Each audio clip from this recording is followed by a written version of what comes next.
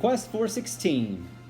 This Aggie-centric series is going to preview the commits in the Texas A&M 2022 recruiting class while we wait for college football to start so that you don't go insane while you wait.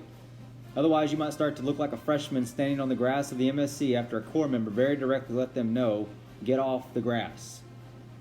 So why the Quest for 16? Currently, A&M has a blue chip ratio of approximately 61%. Give or take 2%, depending on who pops in and out of the portal on any given day.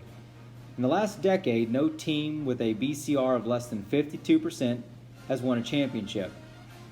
Of the teams that made the playoff, if you give Notre Dame the boot, which we all know should happen since they didn't really make it in the fourth spot, right? Then no team has made the playoff with anything lower than 66%, which is approximately 16 out of 25 recruits. For some perspective, teams like Bama, Georgia, and Ohio State have approximately 69%.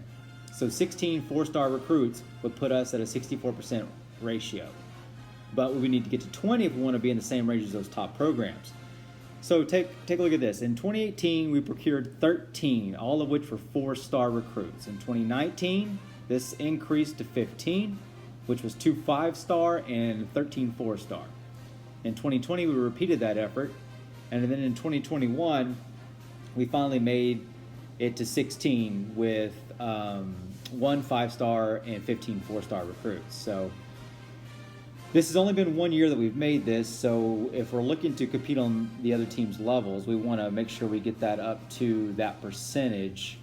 And one way to do that is to get to that 16 number more than 1 year in a row. So it's important to track what we're going to do in the 2022 class. So wherever we end up in this 2022 cycle, follow the series and find out.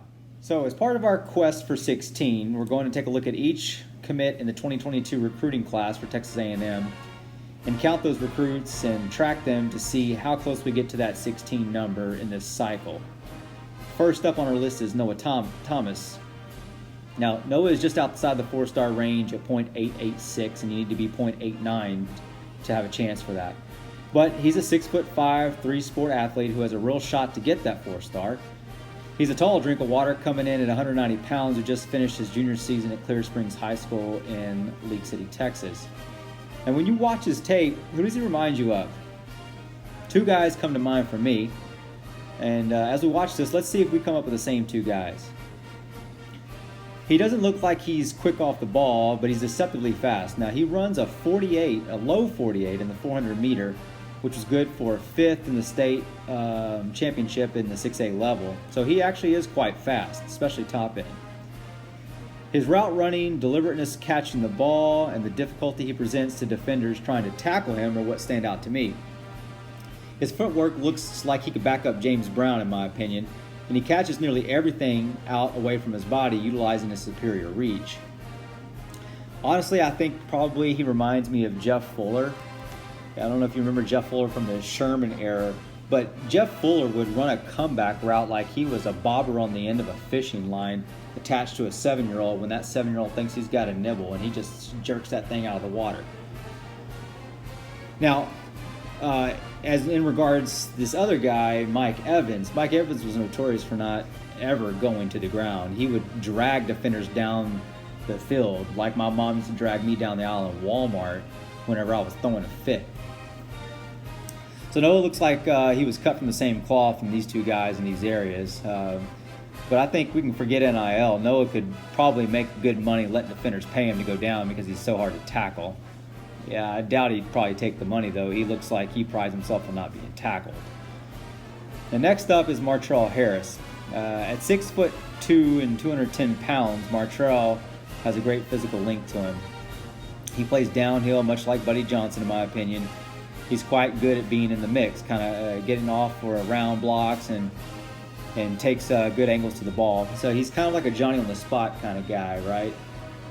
He's always right where you need him to be when you need him to be there. Maybe a little inconsistent, but from an Aggie perspective, it's like walking to the Trigon after class and your bus is always there waiting. And then when you get on board, the bus leaves immediately. I mean, you couldn't really ask for a better placement. So, like I said, his area of growth is probably something like to assess the play quicker so that he can react faster and put himself in a more ideal position to make the tackle, just to be more consistent. His junior season ended prematurely due to injury, though. It's kind of something like, Q dropping Math 151 or Bio 111. We've all had some experience with that, I'm sure. His growth, however, should take place naturally because since that injury, he didn't get a lot of reps and hasn't played a whole lot. But as he gets more experience, he should naturally, build that experience and reaction time. So he's currently outside looking in at the 4-star level, but like Noah, he has a great shot to make to the 4-star range. So Martrell has a rating of 0.88 per 247, and again, you need 0.89 to make that 4-star rating and become blue chip. So as he attains more experience, he'll take a big jump.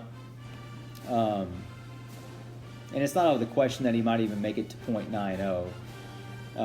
You just have to see how the class plays out in the next 5-6 months. But I don't expect either to present much of a problem trying to get them to National Signing Day. I think these guys look to be locked in like a red pod on burn night. A lot of potential from these 3-star guys, and I look forward to things to come as they develop in our system.